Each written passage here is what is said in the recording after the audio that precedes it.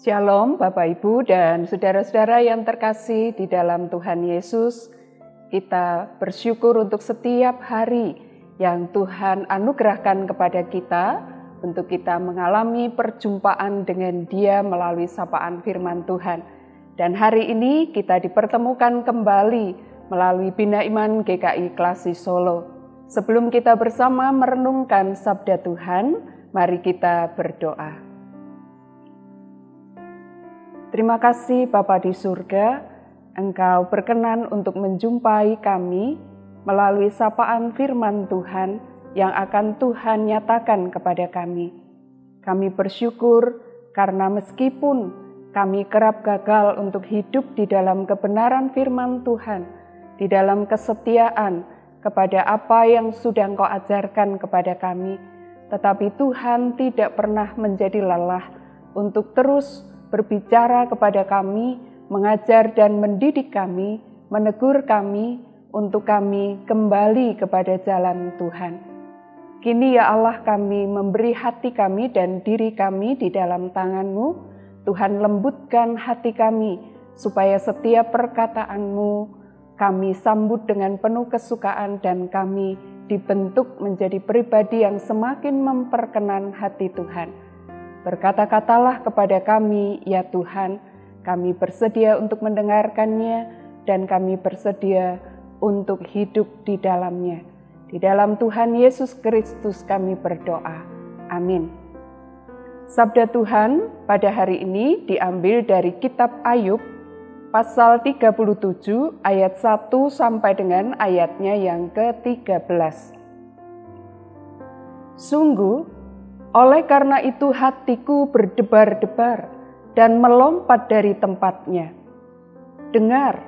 Dengarlah gegap gempita suaranya, bunyi gemuruh yang keluar dari mulutnya.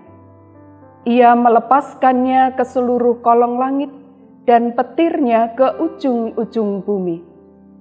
Kemudian suaranya menderu, ia mengguntur dengan suaranya yang megah. Ia tidak menahan kilat ketika suaranya terdengar. Allah mengguntur dengan suaranya yang mengagumkan. Ia melakukan perbuatan-perbuatan besar yang tidak kita pahami. Karena kepada salju ia berfirman, jatuhlah ke bumi. Begitu juga kepada hujan lebat dan hujan yang dahsyat. Ia membubuhi meterai di tangan setiap orang, agar semua orang mengetahui perbuatannya. Binatang liar masuk ke dalam tempat persembunyiannya dan tinggal dalam sarangnya. Topan keluar dari ruangannya dan angin dingin dari utara. Oleh nafas Allah terjadilah es dan permukaan air yang luas membeku. Awan tebal pun dimuatinya dengan air dan awan memencarkan kilatnya. Lalu kilatnya menyambar-nyambar ke segala penjuru menurut pimpinannya untuk melakukan segala yang diperintahkannya di permukaan bumi. Ia membuatnya mencapai tujuannya, baik untuk menjadi pentung bagi isi buminya maupun untuk menyatakan kasih setia. Demikian bacaan firman Tuhan pada hari ini. Bapak, Ibu, dan saudara-saudara yang terkasih di dalam Tuhan Yesus, kalau kita bertemu dengan sesama kita, atau mungkin juga kalau kita mengalami secara pribadi dalam hidup kita, ketika kita berada dalam masa yang sulit, ketika kita berada dalam kondisi sakit, yang itu berkepanjangan. Terkadang secara pribadi kita pun merasa atau kita bertanya sebetulnya kesalahan apa yang sudah dilakukan sehingga mengalami hal-hal yang tidak kita inginkan.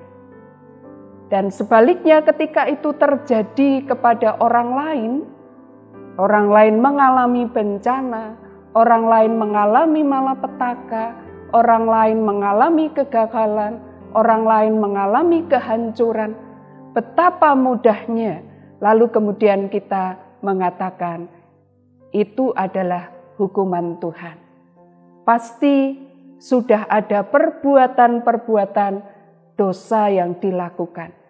Tuhan tidak berkenan sehingga mengalami hukuman dengan bencana, dengan kecelakaan, dengan sakit penyakit, atau bahkan juga dengan berbagai macam derita dan kesukaran.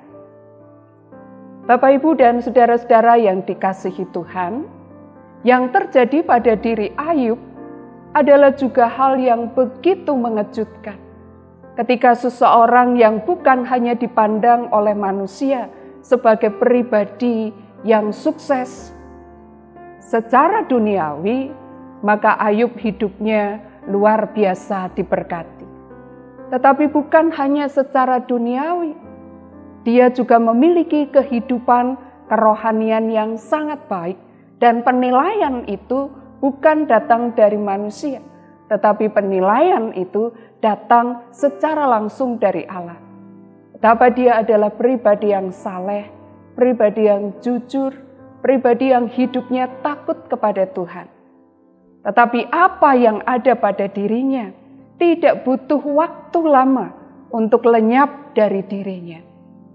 Bapak, Ibu, dan saudara yang dikasihi Tuhan, Ayub mempunyai sahabat-sahabat, dan ketika mereka mendengar apa yang terjadi pada diri Ayub, penderitaan seperti apa yang menimpa Ayub, maka sebagai sahabat mereka datang. Di awal kita membaca bahwa sahabat-sahabatnya itu datang untuk memberikan penghiburan, untuk memberikan kekuatan. Tetapi melihat dahsyatnya penderitaan yang terjadi dalam kehidupan Ayub, maka satu demi satu teman-temannya pun juga berkata, apa yang sudah kamu lakukan? Karena jika tidak melakukan sesuatu yang salah, tidak melakukan sesuatu yang berdosa, maka tidak mungkin hal yang seburuk itu menimpa kepada Ayub. Tetapi Ayub masih tetap berkata, tak ada apapun yang sudah dia lakukan. Bapak, Ibu, dan saudara yang dikasihi Tuhan, bacaan yang kita baca bersama pada hari ini dari Ayub pasal 37 tadi, ini adalah perkataan-perkataan yang diucapkan oleh Elihu, salah satu sahabat Ayub. Elihu bahkan sampai mengingatkan bahwa Allah memiliki kekuasaan yang tidak terbatas, bahwa Allah sanggup hanya dengan perkataannya saja untuk menjadikan segala sesuatu, untuk membereskan segala persoalan. Bapak, Ibu, dan saudara yang dikasihi Tuhan, kita melihat bahwa di sini pun Elihu juga mau mengatakan bahwa di dalam segala kekuatan Allah, di dalam segala kekuasaannya, Allah sanggup untuk melakukan apapun. Dia berkuasa, bahkan sangat berkuasa. Dan betapa Ayub harus untuk menyatakan keadaannya yang mungkin saja sudah melakukan kesalahan-kesalahan yang tidak memperkenan hati Allah. Nah, Bapak, Ibu, dan saudara yang dikasihi Tuhan, di dalam keadaan sebagai manusia, apalagi pada waktu itu Ayub sedang berada di dalam kondisi yang sangat-sangat menderita. Tentu tidak mudah bagi Ayub untuk menerima dan juga untuk memahami seluruhnya kekuatan dan kebesaran Allah, kemuliaan Allah. Bapak, Ibu, dan saudara-saudara yang dikasihi Tuhan, apa yang dikatakan oleh Elihu dalam ucapan-ucapannya ini memang tidak ada yang salah. Kalau dia berbicara bahwa Allah itu memiliki kekuatan dan kebesaran yang tidak terbatas, itu adalah hal yang benar. Kalau Allah memiliki kemuliaan yang mengatasi segala sesuatu, itu juga adalah hal yang benar. Kalau Allah hanya cukup dengan perkataannya saja, dengan sabdanya saja, Dia sanggup untuk membereskan segala sesuatu, menjadikan segala sesuatu. itu juga adalah tidak ada yang keliru. Tetapi kalau dengan menyatakan itu semua, lalu kemudian melihat orang lain yang sedang berada dalam penderitaan sebagai sebuah hukuman dari Allah. Allah yang punya kekuatan dan kekuasaan sedang melakukan hukumannya kepada seseorang. Nanti dulu, kita jangan terlampau cepat untuk menghakimi sesama kita. Kita jangan terlampau merasa punya hak untuk memberikan penilaian terhadap orang lain. Tanggung jawab kita adalah menjadi sesama, menjadi sahabat yang mendampingi sesama kita yang sedang berada di dalam berbagai macam pergumulan dan tantangan kehidupan. Ketika sesama kita sedang terpuruk, ketika sesama kita sedang berada dalam segala ketidakberdayaannya, kerapuhannya, dengan segala penderitaan. Tidak mudah untuk menjadi Ayub. Hanya dengan waktu yang sangat singkat, maka dia harus kehilangan semuanya. Bukan hanya benda-benda berharga, barang-barang berharga, bukan hanya harta kekayaan, tetapi bahkan juga orang-orang yang ia kasihi dan yang mengasihi dirinya hilang, pergi dari dirinya. Bukan satu keadaan yang mudah.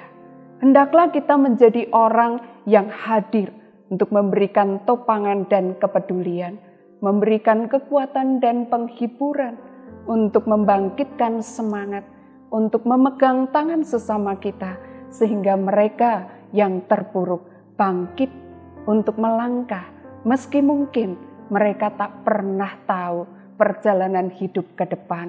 Bahkan mungkin mereka belum bisa menerima apa yang terjadi di dalam kehidupannya. Tetapi tetaplah menjadi sahabat yang menemani perjalanan. Bukan menjadi orang yang hadir untuk menghakimi, untuk menyalahkan, untuk memojokkan, sehingga membuat sesama kita makin menjadi remuk, semakin menjadi hancur, semakin menjadi terpuruk dan lemah, tidak punya kekuatan untuk bangkit dari ketidakberdayaannya. Itulah panggilan setiap kita, dan biarlah ketika kita bertemu dengan sesama yang ada di sekeliling kita, siapapun mereka, apapun yang terjadi dalam kehidupan mereka, ingatlah kita bukanlah hadir untuk menjadi seorang hakim atas mereka. Kita tidak berhak untuk melakukannya, tetapi kita menjadi seorang sahabat yang menemani perjalanan kehidupan mereka.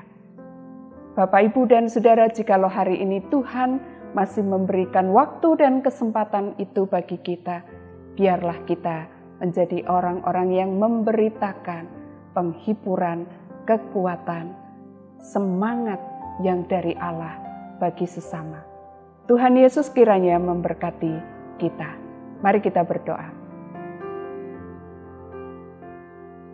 Terima kasih ya Allah, Engkau sudah berkenan untuk mengingatkan kami bahwa sesungguhnya tidak setiap penderitaan yang kami alami atau yang sesama kami alami terjadi karena kesalahan dan dosa yang sudah kami lakukan. Kalaupun benar itu karena kesalahan dan dosa yang dilakukan oleh sesama kami, tetapi kami tidak berhak untuk menjadi hakim atas mereka.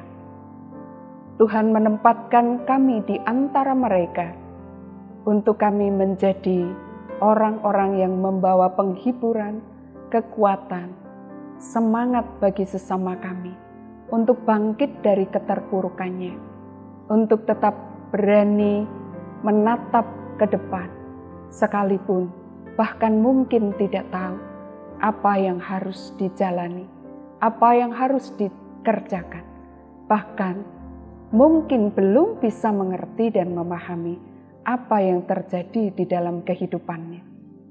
Tetapi Tuhan, dengan kehadiran kami orang-orang yang mau menjadi sahabat bagi mereka.